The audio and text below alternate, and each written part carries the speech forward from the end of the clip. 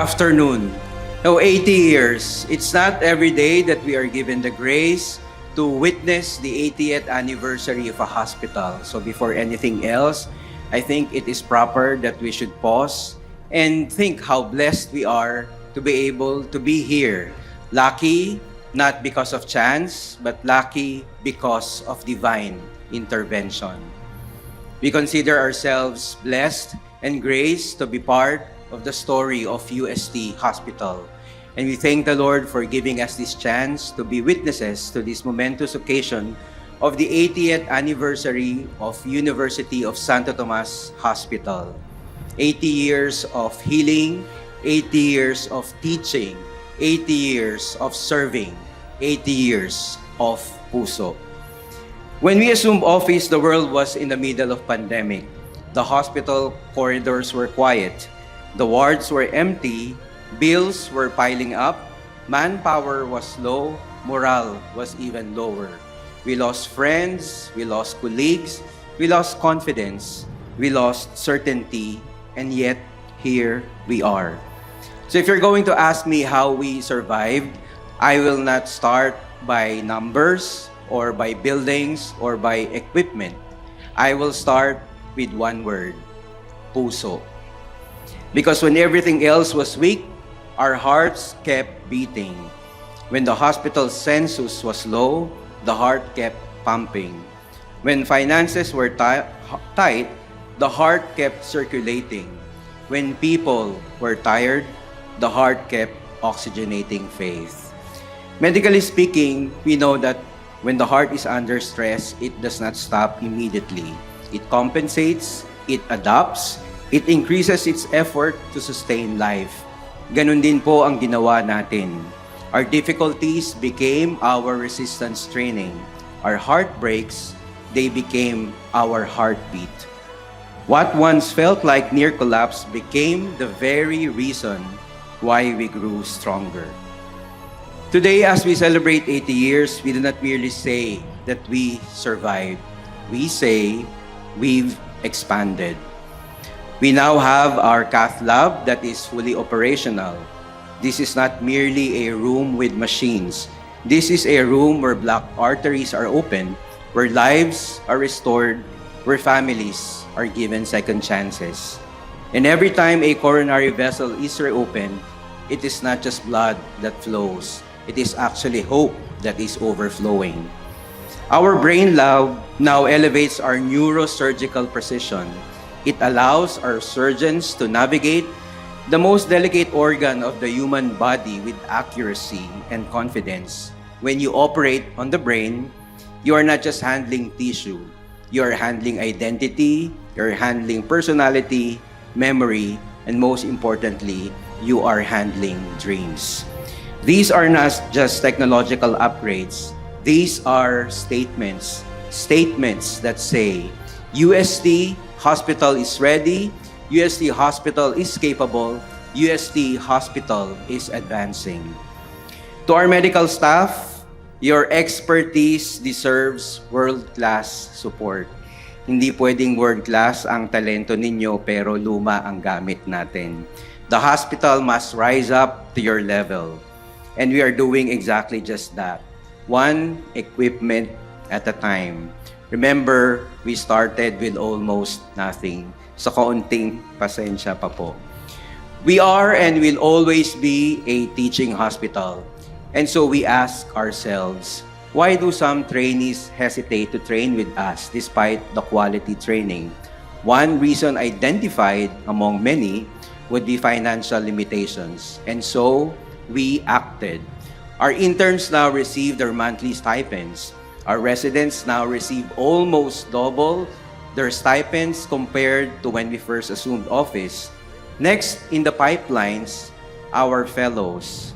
Come June, you're going to start to receive your monthly stipends. This is not accident, this is intentional, and this is strategic. More fellows mean more subspecialty services, more learning materials, more patients, and more revenue for the hospital. More revenue means more employee welfare initiatives, more support for our indigent patients, and more sustainability for the institution. This is how the heart works. The heart pumps blood outward, but it always returns to itself to pump again. It is a cycle of giving and replenishing. We invest in trainees, trainees attract patients, patients generate revenue, and revenue sustains our employees and charity services. The hospital grows and we reinvest again. That is circulation, that is sustainability, that is puso with strategy. Soon, our nurses will receive the Philippine Nurses Retention Incentive, the first of its kind among private hospitals in the Philippines. I think even the first among government hospitals. An initiative that affirms those who chose to stay, who chose this hospital, who chose this country. In a time when many leave for greener pastures abroad, we want to honor those who remain. This is not merely an incentive. This is gratitude in concrete form. When we say UST Heart, we know and we recognize that the biggest and largest chamber of that heart is nursing.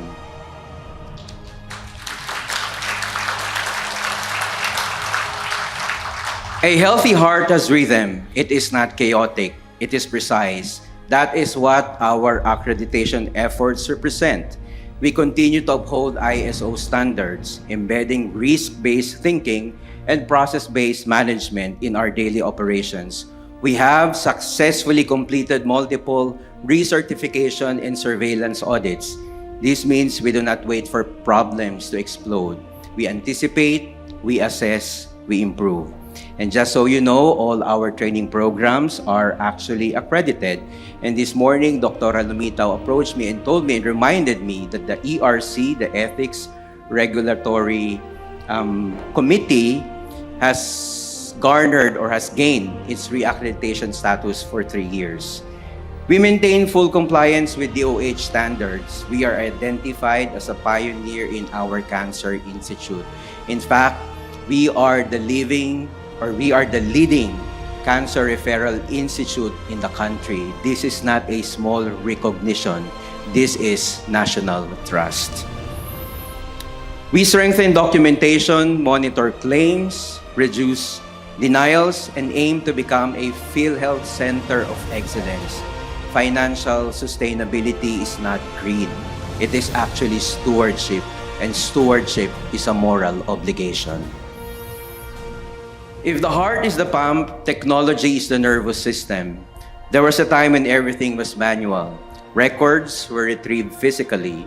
Systems depended on paper and patience. But a living heart does not remain still.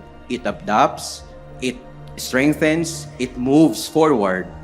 We upgraded our hospital information system, migrated to a DOH-accredited platform, and improve our financial, supplies, and laboratory systems.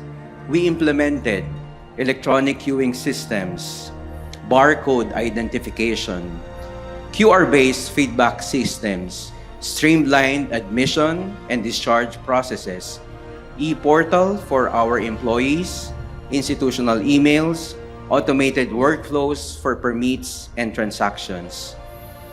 Through our collective effort, we began a steady transition to our HIS. After months of pilot testing and intensive training, we successfully automated our laboratory information system, followed by radiology information system.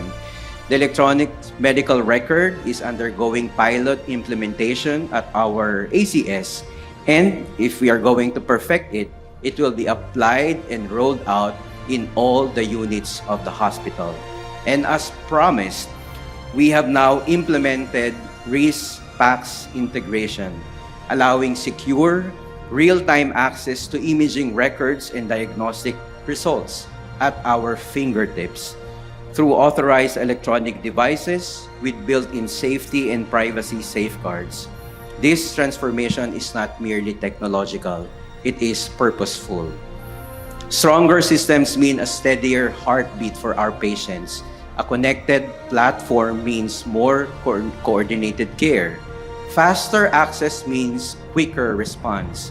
Better integration means safer cure. All of these have reduced waiting times, improved safety, enhanced transparency, and most importantly, empowered our employees. When systems are efficient, people are less exhausted. And when people are less exhausted, they serve better. And when we serve better, our patients trust us more. From paper to platform, we have taken a decisive step moving forward. This is the heart that innovates, modern in tools but constant in mission. We created the Customer Relations Office not to defend ourselves, but actually to listen. We institutionalized patient satisfaction surveys, now digitized using iPads, to gather real-time feedback and analyze performance. Because the heart does not only pump, you know that, the heart also listens to itself. If something is irregular, it adapts. Ganun din tayo. That's why part of the Customer Relations Office is that there is a person now called the Admissions Relations Officer who actually guides and assists our patients from admission up to the time that the patient is inside his or her own room. And soon we are also going to appoint a Discharge Relations Office. Now, one of the point of opportunities for the hospital is regarding our discharge wait times. Accordingly, many patients are disgruntled because it takes too much time to be discharged from UST Hospital.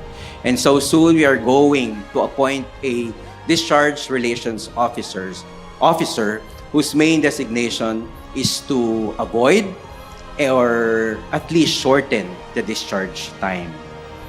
We have expanded services, improved systems, strengthened clinical programs, ensured financial sustainability, yet beyond compliance and competence, what truly defines us is our identity. The yearly in-house medical surgical mission stands as a powerful testament not merely to corporate social responsibility, but to something far deeper. In Alaga at Tulong Tomasino, the mission of UST Hospital becomes concrete and visible.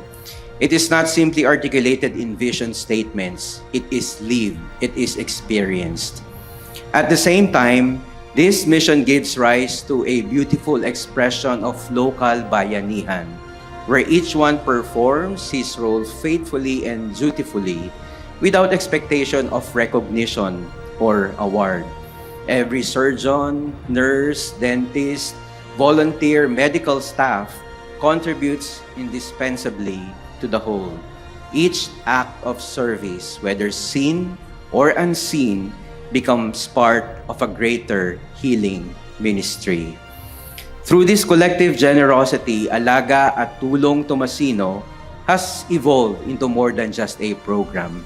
It has become the brand, the identity of UST Hospital, competent, compassionate, and genuinely committed to serving our needy brothers and sisters. In the same spirit of widening access to care, we are blessed to share that UST Hospital is now accredited under PhilHealth Yakap and PhilHealth Gamot, as well as being accredited as Cancer Center and with approved ZBEN package for breast cancer. The ZBEN package for CABG surgery is soon to follow as soon as our heart-lung machine is delivered and as soon as our personnel are trained. These accreditations and approved packages are not mere administrative achievements. They are structural instruments of mercy. PhilHealth Yakap strengthens financial risk protection for vulnerable patients, allowing qualified beneficiaries to receive essential healthcare services with significantly reduced or in some cases fully covered costs. PhilHealth Gamot, on the other hand, expands access to essential medicines, ensuring that patients are taken care of not only during confinement, but are supported in their recovery through access to necessary pharmaceutical interventions. If Alaga at Tulong Tomasino represents the compassionate heart in action, then PhilHealth Yakap and PhilHealth Kamot provide the structural arteries in which that heart can reach further. Through these accreditations, we do not simply treat illness, we restore dignity. We ensure that financial limitations do not become barriers to healing. We extend not only service, but we also extend justice. It enfleshes the very heart and mission of UST Hospital to minister to the laylayan of our community and our country. With this, the heart does not only give, but the heart reaches as well. It reaches sa mga laylayan ng ating lipunan. We have given birth to radiation oncology as a separate department, recognizing its importance and its complexity. And now, we await the delivery of something that will revolutionize our Cancer Institute, the delivery of our PET scan, come April or May. Of course, Dr. Mia, I think, is going to help us finance another Linac machine. So maraming salamat. That is recorded, Doctor. This will transform how we diagnose, stage, and monitor cancer. This will cement our identity as a leading cancer referral institution in the country. This is not incremental growth. This is exponential advancement. Just so you know, as part of our developmental plan, we already have a dental center found at the St. John Paul or St. Vincent Ferrer building at the mezzanine. And come March 25, the Eye Institute will transfer permanently to its beautiful home at the St. John Paul II building. Another major development, the establishment of the Emergency Medicine Department. Emergency medicine is not simply about curing urgent cases. It is about rapid assessment, structured triage, coordinated multidisciplinary response, evidence-based emergency protocols, and dedicated residency training. We have invited emergency medicine specialists to lay the foundation of this department and to train the next generation of emergency physicians. So I would like to appeal to all our medical staff to support our emergency medicine specialists. But we will not stop there. As our gift to the 80th anniversary, we will soon commence the construction of our state-of-the-art ER complex.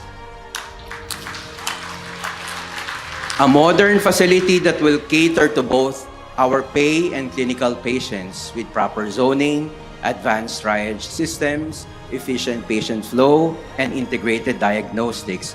It is not imagined, not conceptual, but concrete. The past 80 years felt like prolonged labor. But now at 80 years, we are not merely surviving newborns. We are maturing, we are equipped, we are accredited, we are digitized, we are expanding. And we are investing in people, and most importantly, we are still guided by puso. The heart can grow stronger with exercise, but it can also enlarge pathologically if strained improperly. So our task moving forward is balanced, ambitious but grounded, aggressive but ethical, innovative but compassionate. Over the years, we have strengthened our systems, expanded our services, and deepened our competency. But growth is not merely expansion. It is also regeneration. It is the continual renewal of purpose. Now we allow our identity to expand more clearly and more courageously.